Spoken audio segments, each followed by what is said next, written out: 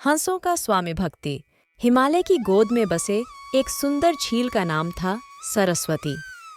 यहाँ विभिन्न प्रकार के जीव जंतु और पक्षी रहते थे। हंसों का एक झुंड भी इसी झील में निवास करता था। इस झुंड में दो विशेष हंस थे जो देखने में एक जैसे थे। एक का नाम अर्जुन था जो राजा था और दूसरे का नाम चंद्र था जो सेनापति था। सरस्वती झील का दृश्य बादलों के बीच स्वर्ग जैसा दिखता था। सरस्वती झील की ख्याति दूर दूर तक फैल गई थी। कवियों ने अपने गीतों में इस झील और इसके हंसों की सुंदरता का वर्णन किया था। वाराणसी के राजा ने भी इन कहानियों को सुना और उसने वैसी ही झील बनाने का आदेश दिया। उसने झील के किनारे सुंदर फूलों के पौधे और स्वादिष्ट फलों के पेड़ लगवाए। साथ ही विभिन्न प्रजातियों के जीव जंतुओं की देखभाल की व्यवस्था भी की। वाराणसी की झील भी बहुत सुंदर थी, पर राजा के मन में उन दो प्रसिद्ध हंसों को देखने की इच्छा थी जो सरस्वती झील में रहते थे। एक दिन सरस्वती झील के हंसों ने राजा अर्जुन से वाराणसी की झील जाने की इच्छा जताई। राजा अर्जुन समझदार था। वह जानता था कि अगर वे वाराणसी गए तो राजा उन्हें पकड़ लेगा। उसने सभी हंसों को जाने से मना किया, पर वे नहीं माने। अंततः राजा अर्जुन और सेनापति चंद्र के साथ सभी हंस वाराणसी की ओर उड़ चले। जब हंसों का झुंड वाराणसी की झील पहुंचा तो अर्जुन और चंद्र की सुंदरता देखते ही बनती थी। सोने जैसी चमकती चोंच, सोने के जैसे पैर और बादलों से भी ज्यादा सफेद पंख हर किसी को मंत्रमुग्ध कर रहे थे।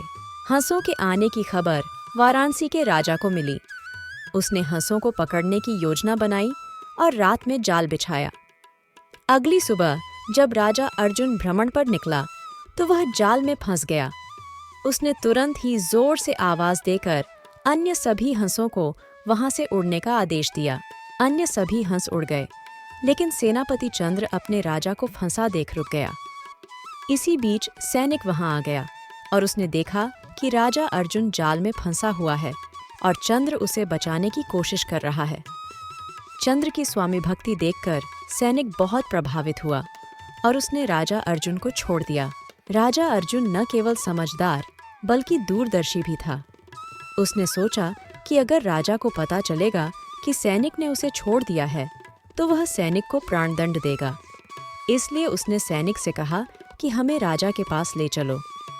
सैनिक उन्हें राज दरबार में ले गया, जहां दोनों हंस सैनिक के कंधे पर बैठे थे। राज दरबार में हर कोई यह दृश्य देखकर आश्चर्यचकित रह गया।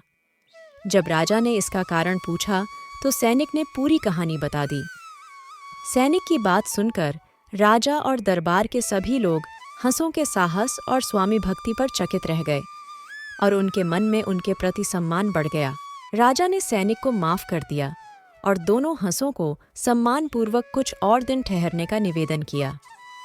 हंसों ने राजा का निवेदन स्वीकार किया और कुछ दिन वहां रहकर वापस सरस्वती झील लौट गए। कहानी से सीख: किसी भी परिस्थिति में हमें अपने प्रियजनों का साथ नहीं छोड़ना चाहिए।